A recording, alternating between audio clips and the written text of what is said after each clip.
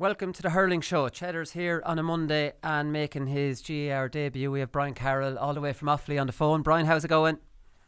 Good, Wooly. Thanks very much for inviting me here. No problem at all. Now, I have to let you know that Cheddar travelled in the wind and rain to Semple Stadium on Saturday night, and then he headed down to Nolan Park yesterday in the wind and rain. So, this is the level of commitment that you're kind of being exposed to. So this is like a young fella coming up on a panel and one of the most experienced fellas kind of setting the standards for you here, Brian. Oh yeah, I expect nothing less out of Cheddar. He's well renowned for his work and his professionalism, so fair play to him going out in that wind and rain. But I did have to endure the Offaly Waterford game yesterday, so do have some sympathy for me, please. Jesus, we're going to talk to you about that when we get a chance there in part 2 or part 3, because it seems like every year we're talking about where's Offaly hurling going to go, and the conversation's nearly getting old at this stage that I'm not really sure where it's going to go anymore. We'll get your thoughts on that, but I want to start about giving out, lads. Start off by giving out, Cheddar, and I know you don't like giving out. You seem to be a lot calmer than me about things like this. But hurling people are not happy. Davy Fitz isn't happy. Anthony Daly last night on League Sunday isn't happy. And they're talking about Tony Kelly sending off the other night. And they're talking about the rule makers and the referees, assessors. And they're talking about, so the assessors are telling referees to crack down on head-high tackles and hand passes. So Tony Kelly gets an undeserved straight red card, and it cost obviously Clare a lot. It was back to 5 points at this stage, and everybody's saying here, Cheddar, after the year hurling had, while a few hand passes might actually be thrown, but do we need to clamp down on it? It's very hard for a referee really to know 100% if it's been thrown or not. We've discussed this before, I suppose, Wooly. Rules, are there real rules? Because if they are, you've got to police them really, really strongly. Or, some rules just are there for guidelines, and hand passes is one of those. Now, I'm being deliberate in what I'm saying here, because, look, there's a lot of rules that if you were to referee them exactly as they say in the rule book, there wouldn't be an awful lot of general play going on, I can tell you. So I think the head-high tackle, I might comment on that first. Look, it can be a dangerous tackle. It's a tackle that can be specific to hurling, because even if you take some forwards, they lean into the defenders. It's just nearly a normal reaction for your hurley to slip up around the shoulders, and suddenly your hurley's around the player's neck and a little bit near the head and that. It could be actually the cause of the forward or the defender coming out with the ball. I'm not saying it's all forwards, but it's difficult to actually referee, and there needs to be some level of discretion here for referees in calling that. I was actually at the game on Saturday night. I don't think that Tony Kelly deserved to be sent off for what he did. Now, having said that, I was at the game with Kilkenny yesterday, and I think Damien Cahalane was a lucky man he wasn't sent off, so it works both ways. It's a very, very difficult one for referees to call it, and I think we just need to leave it up to the referees. If they call it, they have a split second to make these decisions. It's not easy, and leave it up to the referees. I think if there was a trend, I'd be concerned about it then, even if there was a trend in a game. So I think rather than assessors going to matches and looking at the real minutiae here about every single decision, if the referee is refereeing it fairly and generally gets it right, let's not go crazy about it. Yeah. The second one is more important, I think, the hand passes.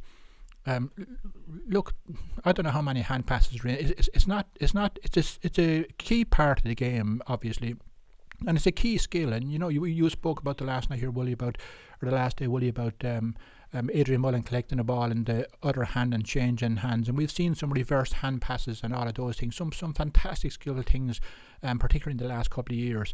But I don't see hand pass. I know Conor O'Donovan has raised this issue, and it's a little bit of a red herring. What are you going to do? Police every single hand pass, play it back every single time, because if you do, you are going to be blown for a few of them. And look, one hand pass may very well be thrown leading to a goal, and if you were the opposition manager, you'd be absolutely mad about it.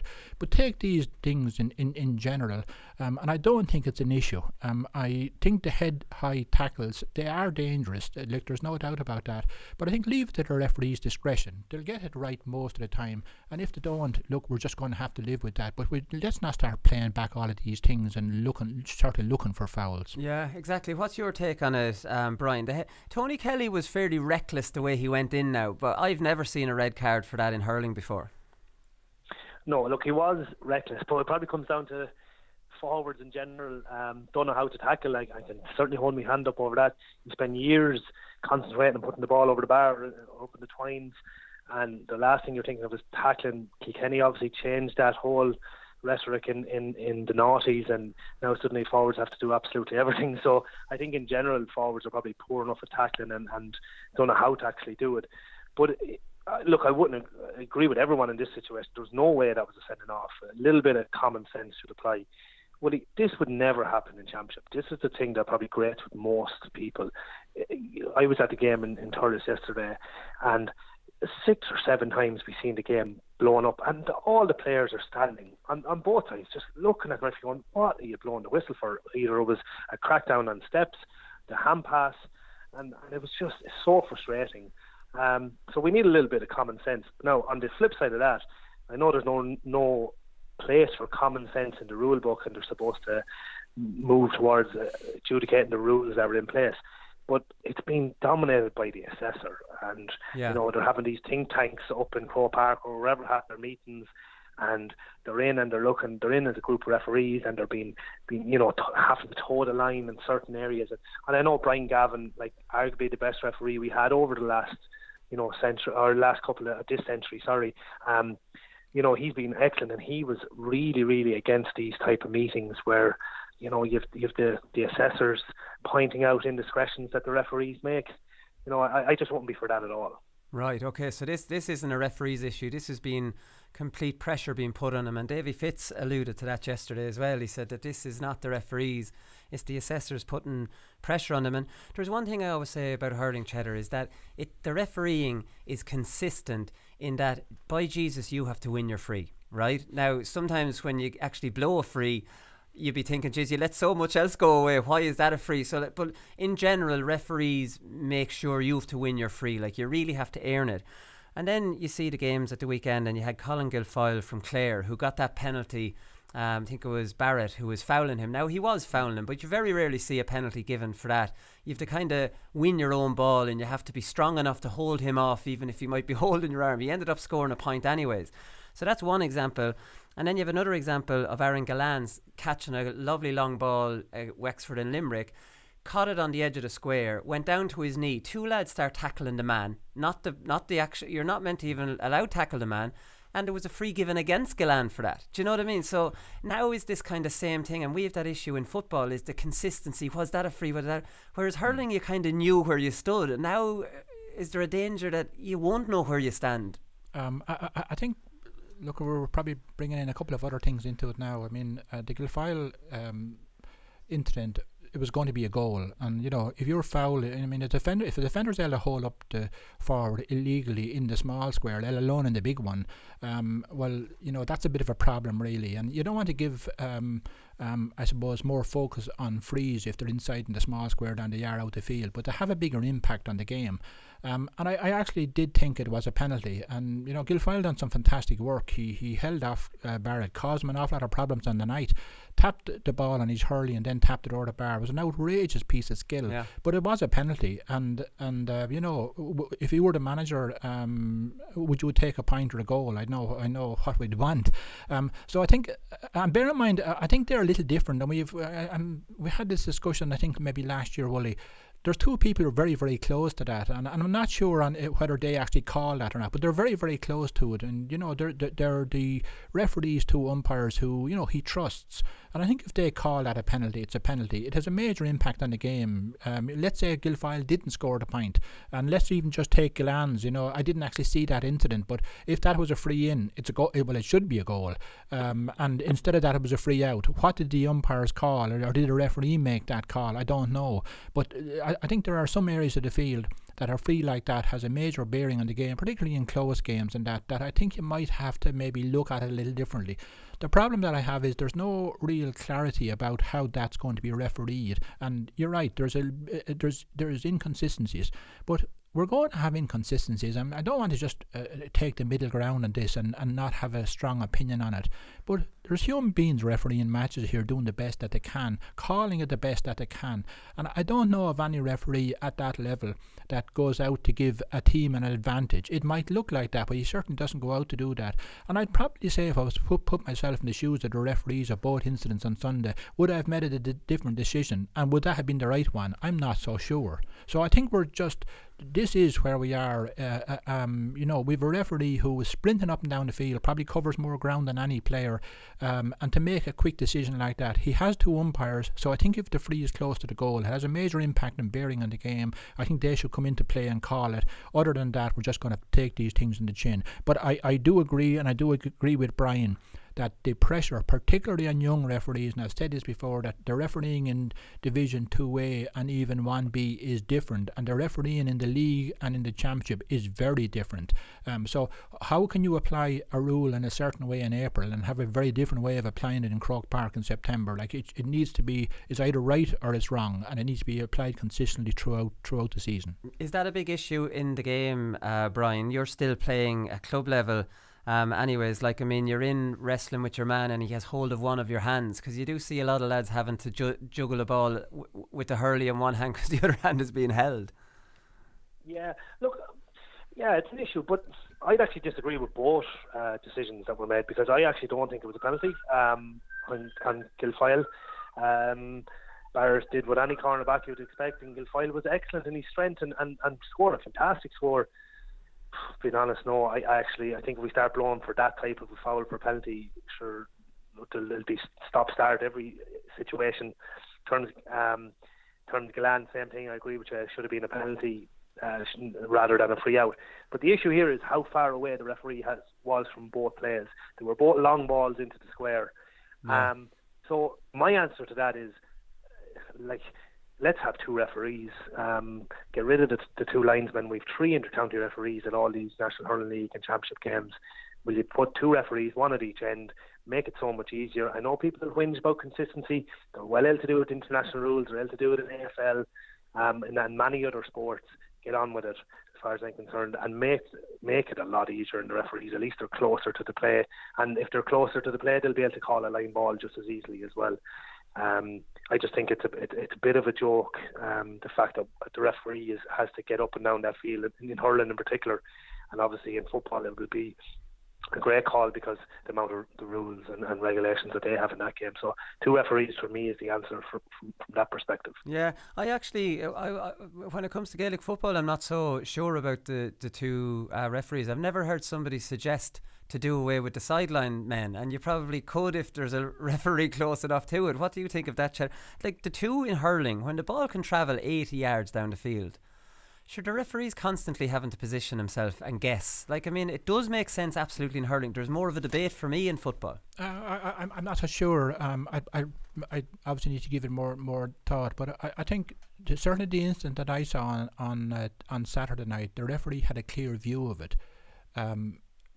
He certainly was in the Tipperary half of the field or close enough to, in the Clare half of the field or close enough to see it. He certainly had a full view of it, and I think it was maybe more than Cahill actually dragging over him as well. But whether or which, I think if you have 2 referees, it's not going to change anything. It's the application of the rule here, and I suppose the referee's perception of what actually happened. If you have 2 people on the field, you're going to have 2 different perceptions, and that's the danger. You might have one referee on one side would give. Let's say the very same free was committed on both sides. A referee on one side might give it, and the other might see it something differently. But I do think on Saturday night he had a full view of it, and gave the call he gave for it. Yeah, okay. Well, what about Seamus Flanagan and Liam Ryan? Just to move off these then, Brian, are we agreed that probably a red card? I think Liam Ryan stuck Cian Lynch into the barrier.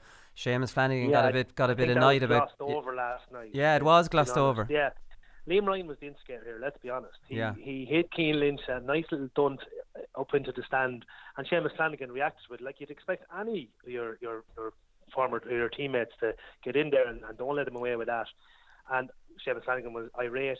Cornerback came flying in. A load of people came flying in at that stage now. And look, Flanagan probably did a little bit more in the scuffle than Liam Ryan did. But, Liam Ryan got a free pass last night, I thought. I think he started the whole thing. And I know from my perspective as a forward, the amount of late hits you get like that and person usually gets away with it, and I've been involved in a lot of those sort of situations. So yeah, 2 reds probably, considering that it went on for so long. You can see why the referee gave it.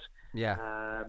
You know, so again, the league would have been 2 reds in the championship, debatable. But then again, I don't think you'd have an all-in kind of situation like that in championship. I think players just kind of get this out of their system early in the year. John Milan said in commentary that there's bad blood between Limerick and Wexford because of what happened in Boston. Now, I didn't watch that Super 11s. Do either of you know what that happened in Boston? Did they have a row in that match? Damien Recky got his jaw broken in a innocuous challenge. Oh. Maybe there was a Wexford fielder was intent in the challenge that happened that time. He ended up actually having to be stretchered off, and I think he was about a week or maybe 2 late in coming home. He had to fly home on his own, so he's not back to full fitness yet either. So maybe there is a little bit in that, but I'm not so sure. No, I don't know enough about it. Right. Okay. Well, we'll agree that they were 2 reds, and I'm with you, Brian. I think that Kelly was very harsh done by, and even Guilfoyle was a soft penalty. But anyways,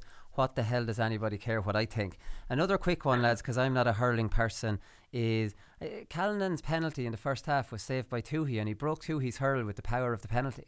Is that unusual, Cheddar? I actually can't ever remember it actually happening, but I suppose it shouldn't be unusual. Goalkeeper's hurl is obviously a big boss, but the thickness of the stick is much less than outfield hurleys or his puck out hurley, although there's supposed to be rules all around that now, because he obviously needs a light hurley for quick saves and that.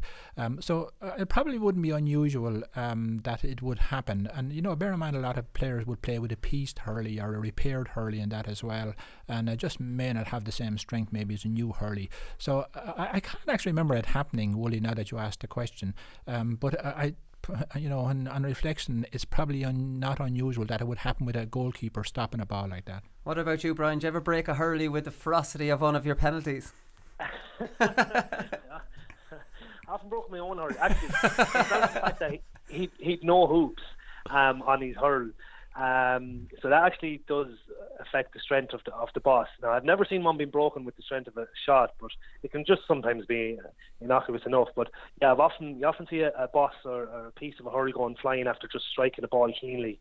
It happened to me last year as well, especially if the ash is fresh, as Cheddar alluded to, and it has no hoops on it. So that's why there's 2 reasons people use hoops. One is to prevent splits of the hurley or break of the boss like that, or if it's been pieced. So in this case, over the last couple of years, you've seen a lot of people move away from the hoops. Actually, it used to be traditional in certain counties like Wexford and Galway, but it seems to have crept into a lot of hurley makers now, and people tend to use no hoops initially anyway. Yeah, why is there no hoops, Cheddar? No, that's a very good point, Brian. I actually have noticed that as well, but I haven't started to discuss it with anybody. But yeah, an awful lot of players prefer to play without the hoops, and certainly if you had a vast player, certainly back in my day, almost I would be very surprised if you saw a hurley without a hoop. And it wasn't necessarily that the hurley makers were making them with hoops. It was that was your preferred choice, and it just got the balance of the hurley, the weight of the hurley right for you, and that. But now that Brian has raised it, there's an awful lot of current players who obviously prefer to play without the hoops. And is it a fashion thing? Like, is it go with fashion, or is it more practical? No, I don't think so. There was obviously reasons for the hoops. You just prolonged the life of your hurley, and you could piece your hurley even with the hoops and keep it going for a couple of years if you were lucky. But the other thing, a lot of players, it plays the hoops to just mark out the sweet spot on the hurley and that, to strike the ball and that. But I'm surprised actually that an awful lot of players now don't use them, and I don't really know the reason. What do you think? Yeah, well, for starters, you used to use barbed wire. So dangerous times back in your day now, Portlaoise and cameras. So barbed wire was definitely a necessity. But I actually used to. That was around the fields, Brian. So it was. Yeah. I used to use them when I was younger, actually, all the way growing up. But in the last couple of years, it just tends that the hurls come without hoops, and I don't know. There's kind of maybe a nicer feel to it. Doesn't bother me either way, but I suppose I'm just kind of, in the last couple of years, it's just crept in. Maybe it is a fashion thing, really. I don't know. I suppose I have to put a huge amount of thought into it either, but there is a lovely feel. I suppose if you don't put hoops on it initially, at least you have the option to put one on to affect the balance as you see fit, or rather than I like to get a good bit of timber initially, and I can plane it off or put on a hoop as I see fit thereafter. Yeah, and Brian, I was just saying, just thinking of it, we would have banded our own hurleys. You just did it yourself, and you actually held the bands from one hurley to the other. You just tapped them back off again, and you'd have them spotted at the end, so you could reuse them. And at some stage or other, when you put too many tacks in them, they just start to get dangerous, and you have to get rid of them. And you'd retain some bands that might have a little bit of weight in them that you might like to re-weight your hurley with a little bit more on the boss and that. So that's why I'm surprised that players aren't using them for other reasons. But look, you'd probably need to ask some of the top players at the minute why they're doing that. That was back in the 80s when times were hard, Cheddar, and you had to keep the one hurley for 2 years or something and like that. There probably was a little bit of that in it as well. Yeah. Maybe the Celtic Tiger. Maybe his county boards have so much money now, Brian. You break a hurl, who gives a shit? They'll just get me another one. I don't know about that now, but actually I prefer. I don't like breaking my hurl at all. I'd much rather I could have my good one now. I'd hold it for some of the big games. Maybe I'd use it in the training coming up to it. I'd only use it intermittently. Being honest, I wouldn't use it in every single training session. I'd have maybe 4 or 5 hurls on the go, and I'd go through maybe the lesser few in different training sessions and have the good sweet one then for the big matches. Right, really. And come here, just on that, Brian, say you've got that hurl that you absolutely love and you're using it sparingly. If that breaks then in a championship match, is your head like, oh, feck it anyways, I need that for the freeze? Or well, you'd have to have a really close second. If I'm going into a third, that match has gone. You'd have to have take a me off. Second, being honest, take me off. That's it. Good luck. I hate breaking hurls, being honest. And I've been like that since a child. But you need. Look, I'd have a number one, a very close second, which would be ready. That if the good one ever goes, that at least are ready to step up. And then I'd have 2 or 3 that just not as sweet. And I'd be waiting. Then I get my hurls from Star Hurleys. Remy Dowlan's down in Kilkenny, and to give them a plug. And I know they're well known, but I'd use them down there. And then maybe you could get 2 or 3 hurleys, but you'd only get one real sweet one out of it, right, that you'd be really, really happy with. So you could have to go through a few hurleys to get that real sweet one. Right, okay. And I'm a forward, so I'm looking for something that I'm well used to. That you're trying to hit that sweet spot, as Cheddar said, the whole time, and that you're used to it. Whereas a back, sure, they can pick up anything. Definitely the forward union is talking there. No, I suppose it just raises look, here's what actually happens in reality. You would cut out your template for the type of hurley, size of boss, thickness of boss and all of that, and leave it with your favourite hurley maker, and throughout your career then he would make some for you. And look, with all the best intentions, he'd make the very best hurleys he could for you, but you might get 3 of them, and maybe one is the one that you really like. And Brian has explained it well there. You'll practice with the other ones in case you break your favourite one and that. But particularly for a free taker, it's hugely important, obviously, as Brian has alluded to. Yeah, no, definitely. Just final question then, Brian, on this one, because I'm very interested. We could do a whole show on these hurleys here. What's the longest you've ever had a hurley then without breaking it? Oh, I had a hurl, and it's still actually going, only it kind of lost, it kind of broke it in the middle, but it's not the same. Had it on the go for about 4 years. Right. But I would look, but as I said, I'd only be holding that for big games. Do you remember who broke it? Probably broke it myself, leaning on it. I'd say he remembers it, Brian. Okay, right, we'll move on from this, or we'll be here for 2 hours, lads. So Pádraig Fanning, I thought he made an interesting point about losing home advantage, right? So we know Waterford got punished and they played down in Semple Stadium. It didn't affect the result anything because they beat Offaly very well. But he says that type of punishment takes hurling away from the community and away from the locality. We haven't had a home game in 10 months, so we're looking forward to having one. That type of punishment doesn't serve any purpose. And I think he has a point, because if they want to punish you financially, why don't they just take the gate of it but let you play at home? Do you know what I mean? Because all the children now are coming out at half time, and you see it across all the grounds. And it's not promoting hurling by bringing Waterford, especially after last year's championship, bringing them everywhere, to bring a league game when they have it finally. And we know in hurling you've only 5 league games, 3 are away, 2 are at home. So you might only have 2 home games the whole year. Do you know what I mean? Now you will with the Munster League. But at the same time, it's a fairly tough punishment on the actual county if you look at the big picture, rather than maybe just take the money off the county board for the gate receipts or something like that. No, I think so. Well, I think, look, there's some of these decisions there absolutely baffle me at times. And look, I suppose if the punishment was going to change behaviours here, you might agree with it, and I wouldn't, but you might. But the punishment is not going to change behaviours here in terms of what actually happened with this match. I think Waterford had to play an away game. This wasn't because they didn't have a home venue. But let's just treat it as that. How you prepare county teams is way more sophisticated now than just turning out your team.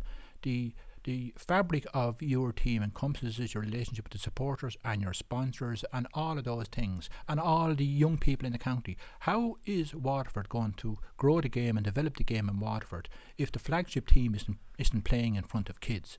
And what people make these decisions that don't think about the impact of those things? And just think about that for a minute. Waterford County Board or the team itself needs to encourage and enthuse supporters to get in behind the team. How can you do that and tell them, lads, I want you to get in here now behind the team and really push on the team, but you know something, we're going to play our matches 50 miles away. It just doesn't make sense. And I agree with you, Wooly. If you want to hit him hard, punish him with monetary fines or something like that, it does hurt. There's no doubt about that. But this is just, I'd be baffled by it some of the times. Yeah. What do you think, Brian? Yeah, is this in response to them having a training camp out? Yeah. Time that they were. Yeah, look, first and foremost, I think fair play to Waterford for taking on the chin, no more than Leash and John Sugru, the letter the heroes. You know, we have to call into seriously the integrity of certain counties in dealing with this situation. Like, we had some ridiculous excuses. You know, we had a certain county say that, oh, we went away as a group of friends. There's nothing wrong with that. With another saying they went on a historical trip. Like, seriously, lads, you know, have a little look at yourselves as players, management, county board, that you're going to stand over such ridiculous excuses. And then you have other county boards, fair play to them for taking it on the chin. I don't agree with the sanctions. Agree with Cheddar completely. You know, I even agree with your idea that maybe take the gate off them. But it opens a much wider issue from my perspective, where some counties are just going to lie to their teeth and think that everyone's naive enough to accept those answers. What can the GAA do for those counties? All they can do, if that's what a county board chairman's going to stand up and give us an excuse, sure, you have to take them essentially under not so strong word. Yeah, it's all messed up, lads, anyways, because I've talked about this on the football show. You've got a month for clubs in April. You start your Munster League, which is of vital importance in hurling, very first week in May, and you're not allowed to see your players for the month before. So then some managers say, well, I've given them 3 weeks with their clubs now, I might go down the country to Kerry, or I might go somewhere and get a good training camp, and you're punished for that. It sounds perfectly reasonable to me that you might get your players before a bloody inter-county season. So it's the April for clubs is messing the whole thing up. I think it is. Look, there's obviously a concern here about the monies and all of that, and the possible funding issues and all of that. But there's other ways of actually managing that, and I think it's particularly significant for Waterford. They actually have no home games, so maybe they weren't going to be able to play at home anyway. And just consider the madness of that for a minute. I think, Brian, correct me if I'm wrong, but it was about 3,000 people at the match at the weekend. Dungarvan, I've been in it. Is that what was at it, Brian? Okay, well, Dungarvan, and I've been at some matches there. I've been involved in the sideline in some matches there. It's certainly capable of holding, I would imagine, 8,000 or 10,000 people. How they cannot play at least league matches there? Maybe I might understand Munster Championship matches not being played there, but how can I play home league matches? I don't know. And how, to be honest with you, Waterford County Board can stand over those type of decisions, I don't know either. Yeah, okay, fair enough. Second last one. Davy Fitzgerald, lads, at the weekend was announced. This lad's a glutton for punishment. He's been announced as 6 Mile Bridge. I think that's his club, isn't it? That's his own home club. Yeah, it is his club, yeah. I mean, not only is he going to commute from Clare across to Wexford, which is a disaster, now he's going to manage his club in the Championship, and the only thing I can read into this is that he's not expecting Wexford to get further in Clare, because if Wexford gets further in Clare in the Championship, sure, David, it is unworkable, Cheddar, to have that kind of a workload at inter-county level and to be a club manager as well, right? It is a bit surprising, Wooly, but I'm only assuming that Wexford County Board and the team, were fully consulted on this, and that they're fully satisfied that their needs are being fully met here. But it does send out a mixed message here, and like Wexford are on a good platform, but they need to step up, particularly this year. I think this is year 3 of Davies' period there, and they sort of need to step up this year, and in the league and in the Championship. and look, if that doesn't happen, definitely, as I think I said here last weekend, that people get a little bit restless then at that stage, and if those type of mixed messages are sort of out there, it's not helpful. And I was sort of surprised by it, to be honest with you. I'm assuming, as I said at the start, that Wexford County Board, and particularly the team itself and the panel, bear in mind they went down to Clare to, I suppose, force Davy's hand to stay involved here, because they felt that relationship was going to give them something more this year, and that there was more work that could be done there. So it definitely, I think, at the very least, sends out a mixed message, unless on the Clare Championship's not going to start until September or October or something like that, and I'd be surprised if that's the case. That's the only way it looks. It doesn't. I don't think it has a great look, does it, Brian? No, it doesn't. But I will say, in Dave's sort of defence, this isn't the first time he's done this, and he's been hugely involved in his own club even, because I met him in my own field in Tipperary one day with 6 Mile Bridge Minors, and he was involved, I think he was involved with Clare at the same time. So he is a massive club man. I have to give him credit for that. But he's not the only manager to do this either, inter-county manager that has been involved in club teams. I know Eamon Kelly was doing the same with Laois, and he was involved with a club team in Tipperary as well. So he's not the only manager to do this, but overall the optics of it are not good. I think it sends out a bit of a mixed message. There's a little bit of probably excuse in this perspective, in that it is his home club, so maybe he's not going to be there every night, and he's overseeing them with a view to being full time in September. But the optics, like you just don't tend to see it with obviously the go-to, the likes of Brian Cody and Jim Gavin and these. Now, having said that, speaking of which, I know Cody has been selector with James Stevens down through the years, as well as being manager, but he's not in that figurehead role, and maybe they just filter in and out. So it's different when it's your own club, I think. Yeah, geez, imagine being a poor club manager and Cody's only a selector. where would you stand? Like, I mean, Jesus Christ, you'd be gone. Quickly, just before we move on, we've gone to town on this top of the show here, lads. Limerick had no sponsor under jerseys, Brian. Did you find that a little bit unusual? I was reading about it there, and they've said, the Limerick County Board have said, the new Limerick GAA jersey design encapsulates the traditional look and feel of GAA jerseys by going back to basics. The Shannon Siders have broken current tradition with this new design concept, as it's the first inter-county jersey in a number of years not to feature a sponsor on the front, as well as having a clear green look and feel to it, opposed to the intricate design on the previous jersey. They're nearly gone back to a 1980s design. JP McManus has okayed not to have anything on the front of it, and it's like, to be fair, it's a little bit unforgiving on some of the players. I saw Tom Condon was carrying a little bit of junk in around the belly area, so like I wouldn't say he's too happy about this new design. Yeah, well, I think first and foremost, I want a few pounds because they copied the design of Coolary, which I designed the Coolary jersey. So you did not, did you? The exact same jersey. We've no sponsor either, by the way. So it's almost carbon copy. We've the same green as well and the white trim. So thanks very much, JP. I'll look for a few bob there off you. You have plenty to spare.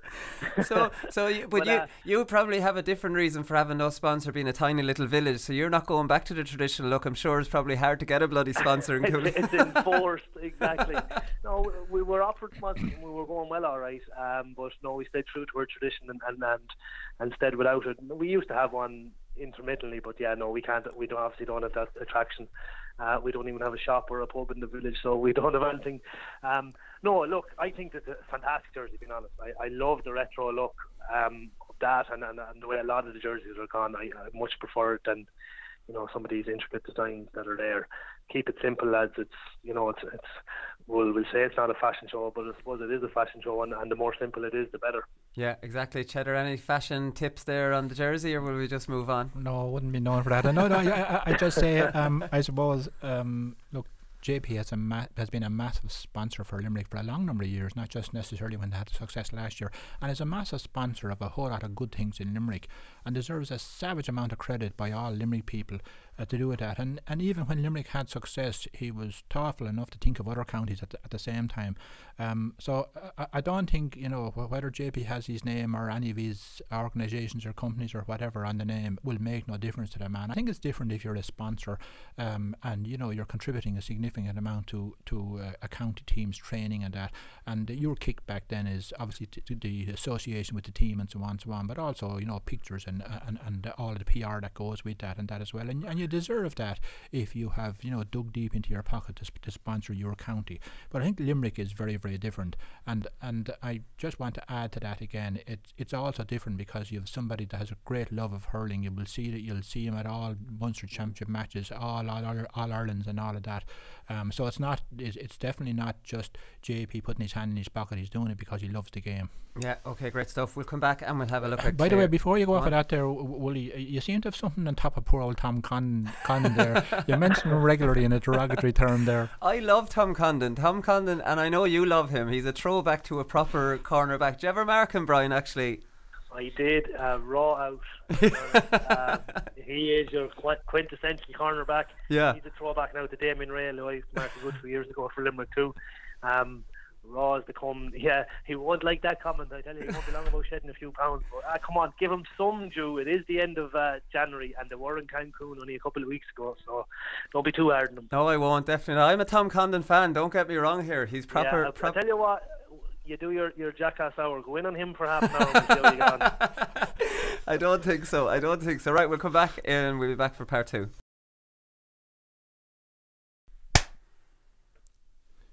Alright, the big talking point coming out of this Tipperary Clare, well, obviously it was the Tony Kelly sending off, which had a huge bearing of the game, but Tipperary chose to play Paddy Maher as a sweeper. Now, I watched this on air, I watched the replay of it on air, and they didn't really mention it, so sometimes it's hard to tell on the television.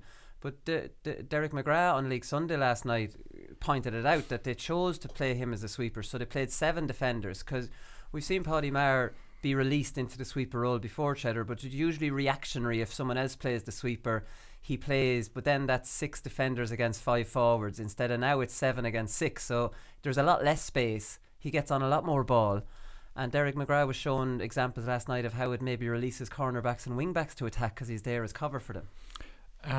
There was a few really interesting things, I suppose, about the match on Saturday night. First of all, that, and second of all, that Clare allowed Tipperary to choose the sweeper that they wanted, and that they didn't actually put somebody on him and force Tipperary to play somebody else. And I suppose on the flip side of that, certainly Guilfoyle was a complete mismatch for Cathal Barrett, a cornerback, and was gaining serious advantage on him. And you would have said at that stage, well, Tipperary were in a defensive mode at the time, would have not switched Paddy over on him and allowed somebody else to be the sweeper. So there was a couple of things that actually happened that I thought there might have been more subplots to it, that they might have changed things around a little bit more.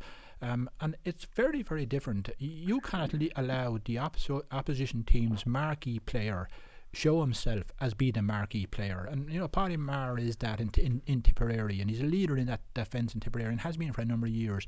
You allowing him free space 30 metres in front of him to sprint out with the ball, which he did a couple of times, it just hurt you, and I think it hurt your team spirit and all of that, whereas it might be a little bit different if it was somebody else. So I was surprised about a couple of those things, but I do think, Wooly, that even though Tip may have started, eventually it worked. There was going to be a sweeper both ways as such, and as it turns out, the sending off might have hurt Clare, but actually what Clare did immediately on the sending off, they moved their sweeper up the field, and 2 goals went in immediately after that. So there was a couple of subplots to what actually happened. Right. But I thought, I was just amazed that they let Paddy be the free man, because look, he's a very, very quick player. To play a sweeper, you need certain skill sets, and one of them is real quick front foot hurling and real good precision striking. You need to be able to be very precise in your striking, and I definitely wouldn't be leaving Paddy Maher be that player, let's put it that way. Yeah, it's kind of difficult, I suppose, when he's the perfect sweeper, really, Brian, because his distribution is as good as anybody in the country. It's up there with Tig de Burka. He just always kind of finds a man. But how difficult is it when there's a sweeper? Say you're in corner forward or centre forward, and you go push onto the sweeper, then your man's following you, then a ball comes in. It gets very messy when you're trying to dictate who their sweeper is. Yeah, look, massively frustrating when you're playing inside 2 and 3. But what I will say now, and I have to give Tipperary credit, because I was actually at the Munster League final 2 weeks previous when the same two teams were playing, and I was hugely critical of Tipperary. Paddy Maher started as number 3, and he stayed inside.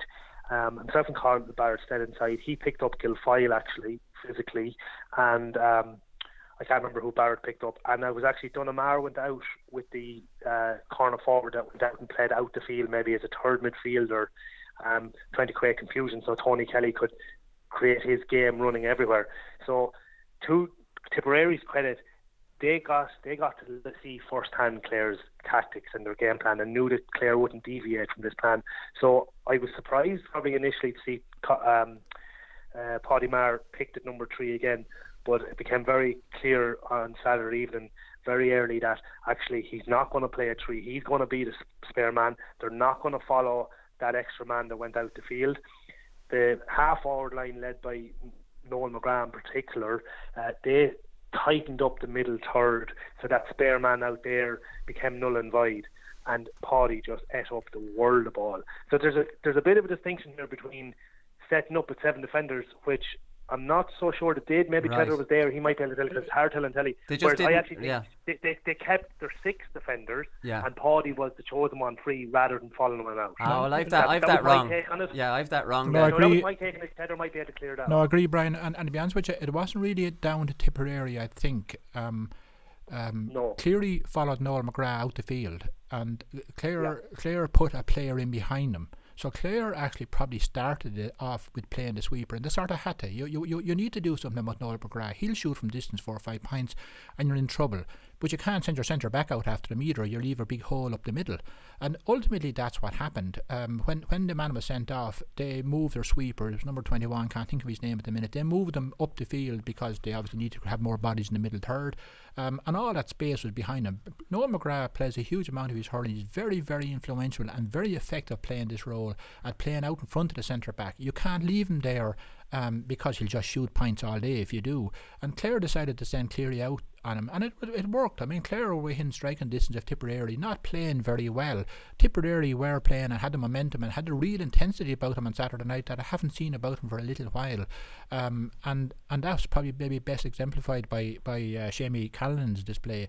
But I think, to go back to Paddy Maher, I think there was a little bit of Tip's hand was forced, but I do agree with you, Brian. He wasn't ultimately. Normally your sweeper will play off the circle in front of the parallelogram, because you need to be attacking the ball rather than coming back into the ball, because you may be a third tackler or second tackler as well as everything else. And when you win the ball, you're creating 2-on-1s coming onto your half back line.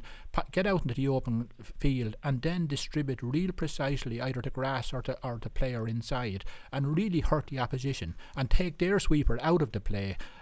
But leaving Paddy Maher do that just wouldn't make sense. He's just too good and too much of a quality hurler and too much of a precise passer of the ball to allow him that free space. Yeah, it's shown a little bit of flexibility from Sheedy, though, isn't it, Brian? In that he learned a lesson from the week before, like you were saying. And Donald Maloney was interviewed on League Sunday last night, and he says, "Well, Clare or Tipperary played a sweeper." So, like, I mean, he'd say he was just livid that his plan the week before they didn't fall for it again this week. Do you know? So exactly, and no, I have to give credit to Sheedy in that regard, and I was very critical of them, after that monthly league game, because I thought that they approached that game like they wanted to win it. They were very riled up. They had 9 or 10 at the starting 15, what you'd expect, and they brought on some of their big guns that day as well. So they went to win it, and Clare, got in 4 goals by them, and were fully deserving their 10-point victory that day. Colin Galvin, by a matter, was number 21. I think he was a sweeper, and he obviously worked really well against Galway in the All-Ireland semi-final last year when they had no choice but to put him back in there when the game was running away from them. So, Clare, I'm surprised that Donald Maloney came out with that statement. I don't know where he was going, but maybe he thinks everyone sitting at home is going to be fooled by that. Clare only played 2 inside. That's the way they've been playing up to now, and fair play to Sheedy, and they got it fully right, and they got their best man, as Cheddar said, sitting in the pocket, and he just ate up ball all day long. It was a great performance, I'd say, but no better man to do that than Paddy Maher. Okay, right, that's interesting stuff. What about Diarmuid Ryan? We talked about him last Thursday, Cheddar. He'd done a lot of scoring in that Munster League. How did he fare? And you reckon Guilfoyle looked like a good player? So they're the 2 new faces for Clare. Yeah, Guilfoyle did look dangerous, and had Colburn a lot of problems, I thought. And it was interesting that, just maybe talking tactically here for a minute, previously we would have seen sweepers, but you would have seen, defences with some shape on them, let it be 5 or 6 defenders, as Brian has explained here. But what the two teams were doing on Saturday night was withdrawing their half-hour line. So you had a lot of numbers around the middle of the field and a huge amount of space inside. And I suppose if I was to be a little bit critical of Tipperary, if they're creating the space inside, that final pass really needs to hurt the opposition, and I think that they will get better with that, and they have some serious forwards in there to be able to deal with that. But Clare were doing the same thing. And there was a lot of space inside in the Tipperary full back line, and to be honest with you, they didn't deal with it that terribly well, even though it had an extra man in there, because there was just a couple of chances that there were goal chances that if they had went in, could have changed the course of the game. So I was interested in it tactically, that both teams seemed to pull their players out the field a good. We know sort of Clare do that and create the space inside as such, and either put the ball over the top to run onto, or put the ball out in front of the player like they did with John Conlon last year. Create the space in the corner, let him run onto it, and then have little moves or interplays going on where they can pop the points from there. And it is a very, very effective and very difficult to defend against. So I think Tip, I think the most important thing about Tip was the intensity that they played at, Brian, and I think that was really shown by Seamus Flanagan. Not in his score, which was he done some sublime hurling, but actually the number of turnovers he forced on some Clare players, including sprinting around 70 metres back the field to get a hook in and turn over McInerney. And McInerney is a fair full back. He's not, he's an experienced player in that, knew who was behind him in that. So he really set the tone for the work rate for Tipperary.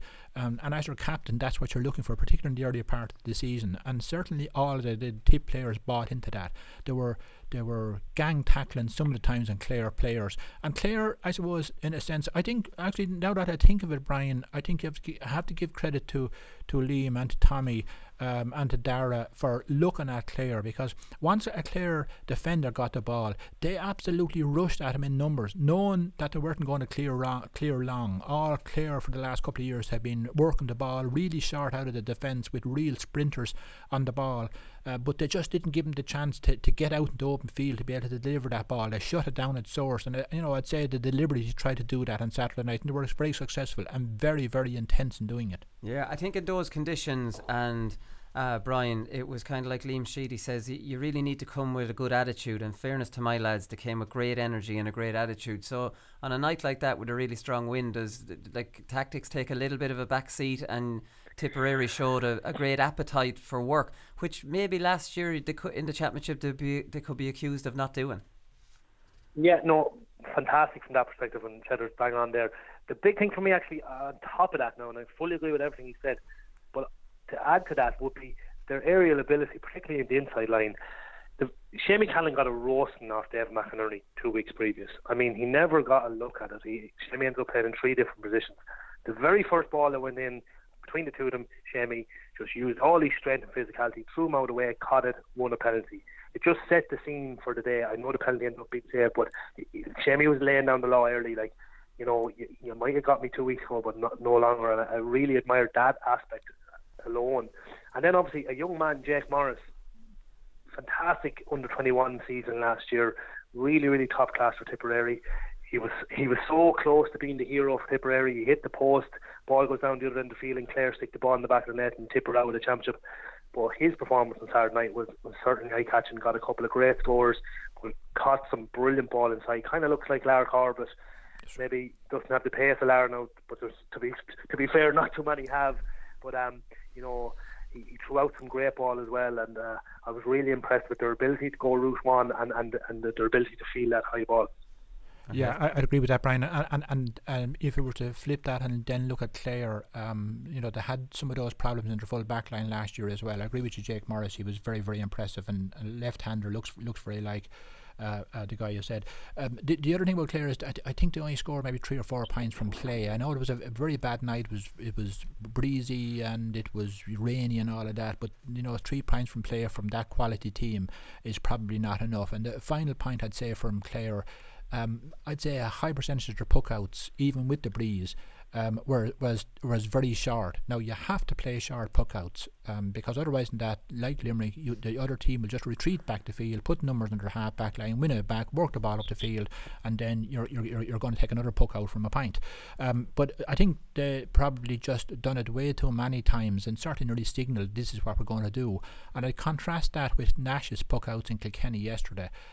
they were superb puck outs. They were able to create space in behind their own half forward line, get at the grass for the likes of Aidan Welch, and that have some runners to create that space, to create some confusion in the Kilkenny defence. And particularly earlier on, they were quite successful in a long puck out going to hand. They probably just didn't have the interplays developed to be able to get the next part out of that, which was to have somebody running through and taking the pass and popping the point or going for goal. Right, okay, well, just to finish in this section then, we'll just mention Wexford, since we're on the subject of sweepers. So Wexford changed it this year in that instead of playing Murphy as the sweeper, is it Keogh now that's playing as the sweeper for Wexford, Brian? But here's my thing: when you see Tipperary and every single team are using their centre half backs to hold that centre and letting the centre half forward on and making sure the wing forwards on the other side pick him up and, you know, work hard and try and, you know, camouflage him as the spare man, and then you have your centre back dropping back, Dublin are at it as well with Moran. Why do Wexford persist with having the 7th defender when in big games, and the same again yesterday, they're struggling up front? To me, I don't understand it now. It's in his 4th year, isn't he? Why? Third year. Why, when most teams will give you that extra back if you just let him off, why is he persisting with this idea that he wants the extra man, the forward, to go back in there? I really don't understand it, Wooly. Look, I'd be totally against sweeper. I know there's a need for it maybe in a certain game where you need to tighten it up a little bit, but it's totally alien or anti my way of thinking for hurling in general. I know I differ with Cheddar in this perspective, but Davies on year 3, you know, have they progressed? Initially, big buzz, you know, huge physicality, he increased that, but he didn't pick up an Offaly or no, like, because we're at the Doldrums. No, he didn't pick up a Laois or a Carroll. Like, for after winning 321s in a row, and he some good senior players to add into that. So there's good hurlers down in Wexford, you know, and they won Leinster under 21 last year as well. Just pipping Galway, but they still did it. And there's a hell of a lot of good hurlers. I just think for the team that they have and the players that they have, it's setting the wrong message. I think we've seen the same with Waterford, with Derek McGrath over the last couple of seasons. I'm not being overly critical. I just don't agree with. Maybe I'm just coming at it from a completely different angle. I just think it sets the wrong message out to our players. You're more or less saying, I don't trust the 6 backs that are in there. I think you're going to get roasted, so we're going to tighten it up and try and make sure we don't concede much first and foremost. Now, to Davies' credit, what I will say, and those managers that haven't played it, they do bring an attacking emphasis in terms of the wing backs maybe pushing up and creating overlaps, and the midfielders the same, and sometimes the sweeper goes for a gander up the field. But, you know, I'd much rather set up with 6 forwards inside, and maybe, as you said earlier, let the half forward line drop out and crowd things up if you want, and create that space inside for 3 forwards essentially. Yeah, I know you're you used the sweeper plenty of times, Cheddar, but in year 3, should, you know, if he wants to take the next level, why? Like, I have the same criticism of Mickey Hart. Like, I mean, doing the same thing every year, should you not be trying to tweak things or maybe trying out something different to come back the next year, and the only change being change the actual man that you know that you're using as the sweeper? Like, I mean, will they get to the next level, or will they get the scores that they need by continuing with that same system? First of all, well, I don't think it has anything to do with your preference. I actually don't have a preference for a sweeper. I'd prefer to play more forwards and defenders, to be honest with you, because it's a much more enjoyable game of hurling. It's all to do with your personnel. What is the personnel you have available to you? And you've got to think about how other teams are going to set up against you. Because if you don't have quickness in your full back line, and I mean serious quickness and serious agility and ability to be able to close off balls, you're going to get creamed for goals, simple as. And we've explained that a minute ago about how teams create space up front, or even look at Limerick last year. Now, if you do have that and you've got good man markers, now you can depend on them. But other than that, you're going to be out of the game too early. You're not going to be in the game. But if you use your centre back to drop back off, though, like, or even your right half back, just say if the half forward goes off, say let him off now. I want you covering that ground. That doesn't change the whole shape of your team as much as bringing a forward back to do it. Do you know what I mean? No, it doesn't, Wooly. Now, leave Noel McGrath be that player. I will guarantee you Tipperary will have one of their attacking threats will be find Noel McGrath with a 30-metre pass off their half-back line. He will score 4 points in a row in the blink of an eye. and you're out of the game. You've ceded control of the game. So I emphasise that I would even think that Davy might prefer not to play maybe a sweeper, although he has played it maybe more than anybody. Yeah. But in certain circumstances, you look at what you have and what you've got, and there's some real key things here, particularly your full back line and the pace in your full back line. And even if you look at Wexford, they have some really big, strong players. I know he's tried to change up a little bit this year and maybe last year, who are very, very competitive players. And if you were the opposition manager, you're going to try and pull out your half-hour line. It's not pulling your half-hour line. You're trying to drag out their half-back line and create a space inside so you're able to put the ball on the ground. Now it's a very different game you're playing. You're taking some of these big players' strengths away, and it's much more difficult to defend that. Then you have players running from deep like Limerick had last year. So I think it's not necessarily that you have a philosophy in hurling to play a sweeper. It definitely is not that. But it is looking at your personnel, and that's your judgment on what your personnel is able to do. You might also look at your forwards, because at some stage or other, if you're able to take their sweeper out of it by your precision on the ball, and you're putting a free player in front of your half back line with the ball in his hand to be able to drill it and ping it where you want to. And if you have that type of quickness in your forward line, now you might see that as an advantage. So it's a tactical, I would think, judgment that David will be making in a lot of instances. Now he does play it more often than not. I do agree in that, and maybe that's not maybe it's not supporting my argument here.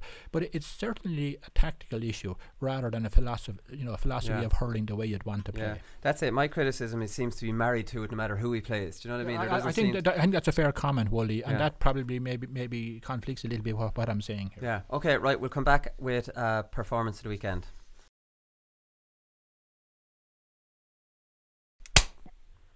Paddy Power performance of the weekend, lads. The first one I have up here, and I'm going to throw this to you, Brian, because you were at the game, is Stephen Bennett. So he's been running amok in the Munster League. He's on the frees now. He got 10 frees, he got 6 from play.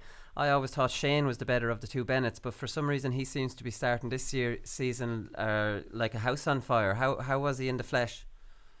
Oh, look, he was brilliant, and look, Stephen's been hampered by a lot of injuries. At such a young age, he's had a lot of problems with his hips, so he was fantastic. He favours his left hand side, but he's big and strong like the brother. He was more or less flawless from the frees, and 6 points in play any day you go out is a fair achievement. It was his last point from play probably summed up his performance, where he went out to a ball nonce and enough got taken off him, but on his hands and knees he won it back off 2 Offaly players.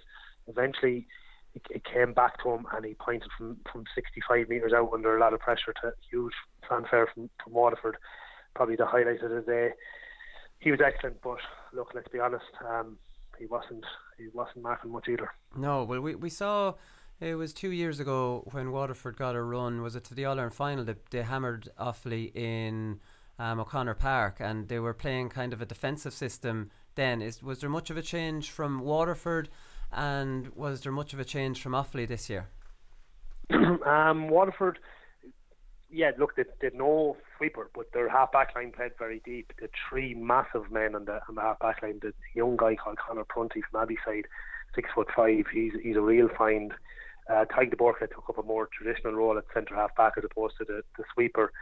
And actually Kevin Moran, where number 8 was playing left half-back, right, really strong in the air. Literally, there's the wall, thou shalt not pass, and that's almost exactly what happened and the way it worked out. Brick Walsh was middle of the field, and that was their launch pad for most of their attacks and their distribution of the ball, and they played some delightful lower ball inside. I have to say, complete contrast to what Offaly were at the other end. Their use of the ball was excellent, spraying it left, right, and in every sort of way, but really impressive from Waterford. Complete change of style, change of approach, and I think it's probably too early to tell yet, but they looked like they were liberated a little bit. And look, and I have to give credit to Derek McGrath. He said last night on League Sunday, he held his hands up and said the exact same thing. The players look like they're liberated a bit and actually enjoying their hurling. So that's very, very noble of Derek McGrath to acknowledge that. Yeah, well, we know about Derek McGrath and his honesty. He's honest to a fault at times. So has the Kevin Martin kind of buzz and increase in professionalism and the strength and conditioning, is that big impact that he's got, is that wearing off, or is this just a one-off poor performance from Offaly? No, let's look. There's some clear statistics here now for a second, Wooly. 3 Offaly players started yesterday that started the first round of the league last year. Sorry. 3. So that's 3. Like there's no county has it, let alone Offaly, right? We had the goalie Owen Carroll, the cornerback Tom Spain, and Shane Kinsella, our right half forward. They were the only 3 that started against Dublin in Croke Park last year. That's it's just not good enough. We had only 4 players with over 10 appearances Offaly. The combined appearances for the 15 that started between league and championship was 138 appearances. Like Brick Walsh is 168 alone for Watford. I know he's the leading of all time, but in contrast, I have 131 for Offaly between league and championship. So it'll just tell you the lack of experience that we had there. But Brian, is this a issue with the Joe McDonagh Cup, that there's lads not bothering committing because they're not in Leinster? Is a whole lot of lads not committed, or is there a terrible injury crisis, or what's the problem? Right. So there's a few things at play here. Probably I know obviously a lot more because I'm from Offaly. We've injuries to a number of players, 6 or 7 players, and I'll name 4 of them for starters are elder players. Joe Burke and Shane Dooley, Conor Matton and Colin Egan, and we'll say they're huge losses. Add that into Ben Keneally, fine young hurler, he's got his appendix out. Keelan Kiley only back on the panel lately, and Oisin Kelly was left off the panel. I think got to do with his Fitzgibbon exploits for LIT, but that's another debate. So there's 7 starters that we're certainly missing, and all that. But 4 of them that I'm naming are over 30. These guys, these mightn't be here next year. And I said a bold statement yesterday that maybe it wouldn't be the end of the world if Offaly were relegated here. And I know we're better off being exposed to a higher level of hurling and all that, but take them 4 guys out of it. We don't have a huge amount else to add into Offaly hurling. We're in dire straits in Offaly, and people need to realise that very, very soon. That the chickens are coming home to roost. This has been coming down the tracks for a number of years.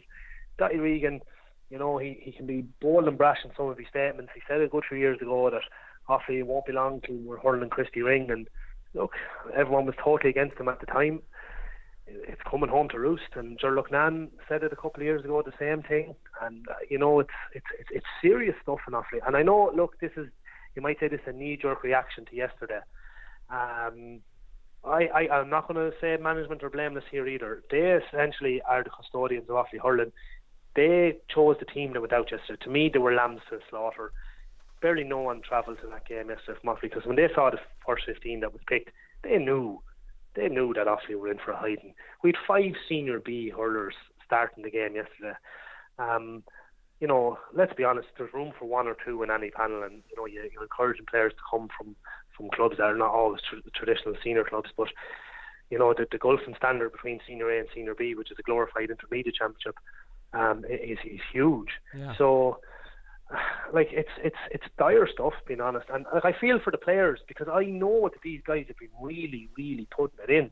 And they're there since November, slogging 4 nights a week, and they're at it 4 nights a week since November. It's not like they're just turning up the odd night. These guys are giving it everything. And they looked them physically yesterday, and they look like an under-21 team. And Brian, has there been any injection in these games development officers? Is there any kind of push being made into schools? What's happening? Because this isn't just happened this year. Like you said, Daithí Regan's been predicting this for years and years. Yeah, look, and I was involved in coaching. We were trying to get it sorted. Liam Hogan and myself and another committee of 8 or 9 people. Just seemed that everywhere we turned, it was hitting a brick wall. So my answer to this is now, stop maybe pointing fingers and looking backwards, because we're not going to get any further if we keep looking backwards and blaming whoever. And I'm not giving the county board a free pass there, far from it, because I'd be one of their biggest critics. But what I will say is, county hurlers are essentially excellent club hurlers. Everyone needs to just roll back in, get the clubs in order, because you won't have a county hurler unless you have an excellent club hurler. It needs to start, and every club needs to take whole accountability and start coaching our young players, getting involved in the primary schools. There is more GDAs, there is more support. There's probably not enough. Actually, there's nowhere near enough.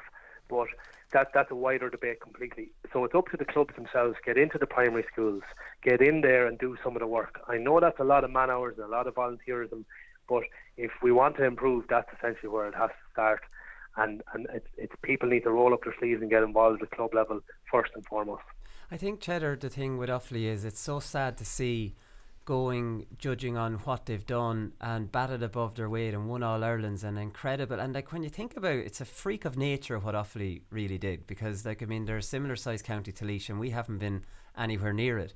So like, I mean, if you look at it, are Offaly just back down at the level outside of this freak period to Laois and Carlow's, and that's their level, and this was just an incredible achievement that should be looked back on? Or like, is this just a mismanagement? What's your take on it? Like, I mean, I'm not sure what to think. Well, first of all, Wooly, look, it is very, very sad. And Brian, I would say to you that there is probably tougher even days ahead, because once you go into apathy and into that sort of downward spiral, the work that's needed to rearrest it is triple what it should have been if it was only maintenance.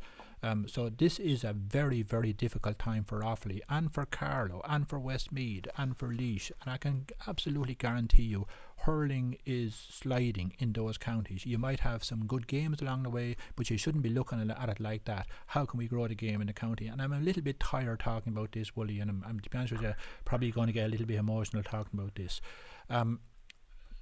I know, Brian, that you were involved, and I know Liam, I actually know Liam personally, that you were involved.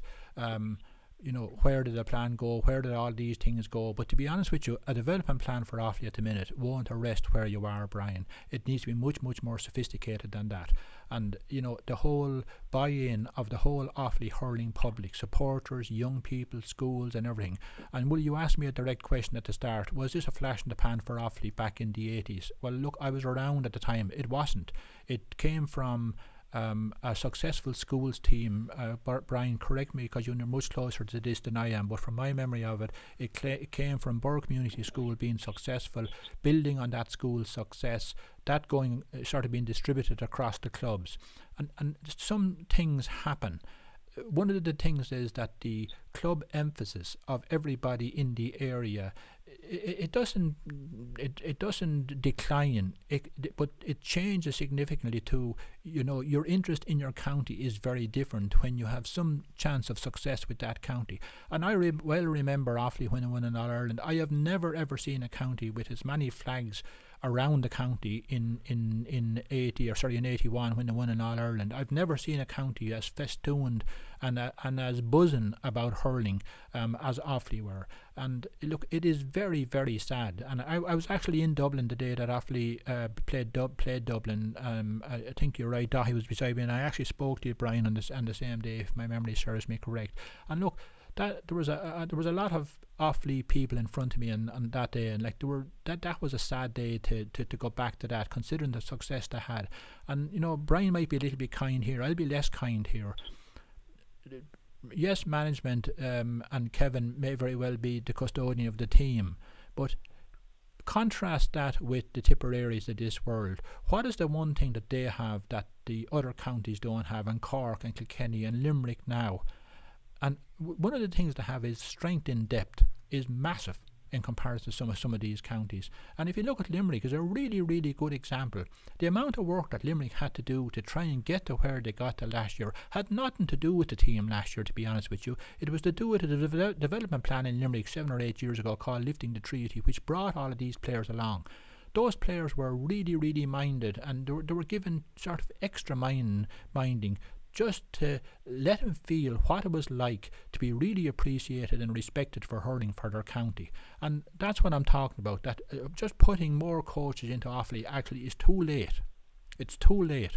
You've got to go way, way more than that, and you've got to look at the whole tie-up between clubs and schools, the whole tie-up between development clubs or development squads, what it means to be on an Offaly development squad or a Laois development squad, what sets you apart from every other young fellow in your area, what does that attract for you? Does it give you more specialist coaching hours, but more so outside of hurling? Does it give you grinds for your leaving cert or something like that? We need to be looking at, we can't leave even pebbles unturned if we're going to turn around around the Offaly's and the Laois and the Westmeath of this world, and I'm sorry for getting a little bit emotional about it, but I'm just so tired and sick of speaking about this subject. Yeah, there seems to be the same thing. But Brian, just to finish up on this, I think Offaly are obviously, their flash in the pan lasted for 20 years in the 80s and in the 90s. They got 2 more in the 90s. But like, I mean, Offaly are in a position ahead of the likes of Laois or Carroll or Westmeath in that they have that glory history to inspire the young fellas. Like, I mean, it's not that long ago, you know. So if you can instill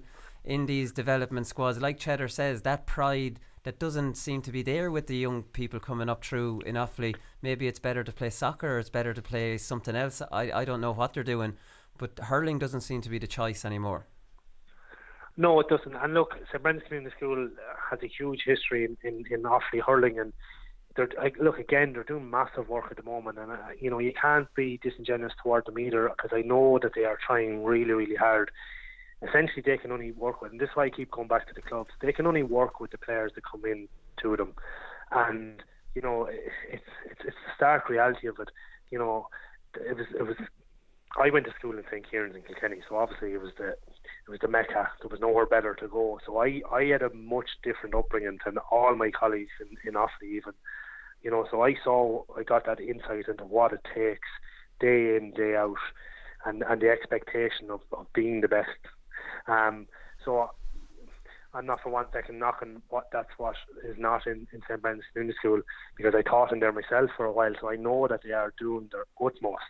But essentially, if the skills and the love and graw for the game is not instilled in their players in the clubs when they come into the schools initially, so then that the school can grasp it and bring it that step further, so they're all cogs in a wheel. To me, the foundations have to be done in the clubs. That starts at 6, 7, 8. Even it's probably it could be even too late, even at that age. So the real graw for the game and emphasis on the right things at that age, enjoyment and fun, but still at the same time learning. That starts at that young age, and that's the club's responsibilities along with the primary schools. And that for me is where it's all been lost. And of course we need a strong flagship team in our senior inter-county team, and that is the legacy of probably since the late 90s, mid 90s, of the lack of leadership and lack of coaching plan in Offaly. So that is the legacy that unfortunately that we've been left with, but it must be stopped at source. That's first and foremost for mine. But look, Wooly, and same with Cheddar, we could stay here all night. You could do a full show. And I just said exactly. I think it's best we leave it where it is. Chaser, we'll never get out of here today. I'm going to run through these nominations, lads, because we won't spend any more time on this. So Mark Kavanagh got 12 points, 9 from play. 9 from frees, 3 from play. We mentioned him on Thursday as well, Cheddar. Carlow gave Dublin a real shock, so they did, which didn't surprise you at all, because he tipped that to be close enough. I've Aaron Gallan down here, lads. He scored 1-5, and on the highlights you'd say Aaron Gallan played brilliant, because he got a brilliant goal and he got an unbelievable point. Only the top level forwards can get it, Brian, which you were running away from the goals out under the stand and throws it in over his shoulder. But geez, he misses some terribly easy chances then from frees and from play, and you're wondering, is this a concentration thing with Aaron Gallan, or what's his story? Yeah, he's gas like that, in fairness to him, because he actually see the same in the All-Ireland last year. Yeah. He won the first 2 or 3 balls, brilliant catches, really simple scoring chances for a man of his talent, and next minute out to the left and wide and that.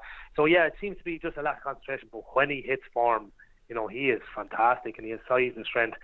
But concentration and frees, and we've seen last year as well the same thing. Tom Morrissey sometimes stood up and hit the frees. So probably has his range and probably needs to stay within it. They have long range free takers, then maybe in Diarmuid Byrne or Declan Hannon even, that could step up if needed to be. So that would be probably my little bit of advice for that, is stay within his range and don't be forced it, because actually, speaking of the All-Ireland, he did that the very first free. He went out to the middle of the field, out near the Cusick stand side, and poked it wide. And look, that's a very difficult free to start off your All-Ireland with, and it probably can unnerve you. And so when you're not at that real consistent top level, because I was similar myself as a free taker, pretty good, but probably not at the level of Joe Canning and Shefflin and these boys, Owen Kelly, that were just flawless, Pat Horgan. So you need to be making sure that you're you're comfortable. But to his credit, he's not afraid to shirk a challenge. I'll give him that. No, he's definitely not. There's a real bit of devilment in him too. He likes the bit of variables there, and he likes to make sure that he's letting his marker know he's getting the better of him if he is. Donald Burke scored 1-4 in a half. He was brought on at half time and completely changed the game for Dublin. Patrick Horgan, as you mentioned, 10 from play, 10 from frees. You'd nearly get tired saying how brilliant he is. Sure, like, I mean, he just can score just with any bit of a sniff off his back foot from either side. It's just a joy to watch. I'll come to you in a second, Cheddar. Seamus Flanagan scored 2-7. Obviously that hook on McInerney is the big thing. He's the only link play between Saturday night's squad and Sheedy's managerial debut in 2008. So he's putting all his aces in his leader, and there's something just energised about Callanan, that he was the leader, he was the captain, and he led from the front, and that was very, very obvious. I want to come to you on this one because there's a new Tommy Walsh in Kilkenny, which has me unbelievably excited. Who is this Tommy Walsh, Cheddar? And Billy Ryan as well, a brilliant goal and a brilliant assist too, and you were at this game, so we just give it a quick mention before we wrap up. No, Tommy Walsh. Look, now, is he Walsh or Welsh? Well, it depends on where you come from, I suppose. In Kilkenny they'll call him Walsh, I suppose. Look, it depends on the spelling of the word, I suppose. But anyway, obviously related to the real Tommy, I'm not too sure how close, but is a Tullaroan man. What I really liked about him, there's a real cut, there's a physical cut about him, which you'd probably expect. Would not surprise you, know. It wouldn't sort of surprise you. But what I liked about him a lot was some of the technical things that he did were very, very good. He actually came out to the sideline in front of us there at one stage and held up a Cork forward and actually held up the Cork players hurley, I'd say legally actually. But look, he certainly will. Somebody will have to play really well to shift him out of that position. And in the last couple of years, particularly when Kilkenny full backline was isolated a little bit, where there was a lot of space, and this is what I was talking about earlier on, Kilkenny creaked a little bit, and they creaked a little bit below in hurleys there this year as well. I think this guy will nail a position there. Billy Ryan I know a little bit about. I saw him playing with Greg Ballycollen this year. They won the Kilkenny Intermediate, won Leinster Intermediate. They were only beaten by the Cork team there a couple of weeks back. Is a very, very mobile player, and gets around the field a lot. Very, very technically skilled player. Now they did feed a fair little bit of ball into him yesterday, and he had the Cork cornerback who was Conor O'Sullivan in desperate trouble. And I saw Conor O'Sullivan a couple of times tackling from the wrong side or approaching the high ball from the wrong side and that. But nonetheless, he caused an awful lot of problems for Cork yesterday. And his mobility around the field, not dissimilar in style a little bit maybe to an early Billy Fitzpatrick, if some of your listeners remember Billy playing, and a fantastic legend of Kilkenny hurling, but gets around the field a lot. Very, very good technical skill, strong in the air, and it's going to be hard to shift him off of that. But just think for a minute here of the Kilkenny forward line. TJ wasn't playing yesterday, Wally wasn't playing yesterday, Colin Fennelly wasn't playing yesterday, nor Richie Hogan wasn't playing yesterday, and I think young Mullen from Ballyhale might give it a rattle as well. So you had 6 Kilkenny forwards yesterday, including Billy Ryan, who played very well, and they mightn't actually get on the team. So I thought that was the other performance that was good for Kilkenny yesterday. I thought Paddy Deegan had a great game, centre back. He read the play very well, got on an awful lot of ball. A little bit helped maybe by Cork pulling their half forward line out the field, Declan Dalton, and then Paddy reading that and staying back just sufficiently enough to be able to mop in that ball that comes over the top. But he was quite impressive. Jerry Elbert, I thought, tried very hard. A lot of effort, but maybe not sufficient output. But it would worry you when you see the players that weren't there, and you're throwing Pádraig Welch and Buckley into that as well. So that leaves only 4 defensive slots available to them. And I just think that Brian is getting what he wants here. He's getting the ideal state here for the team. Serious competition for players. Real dog for the Kilkenny jersey.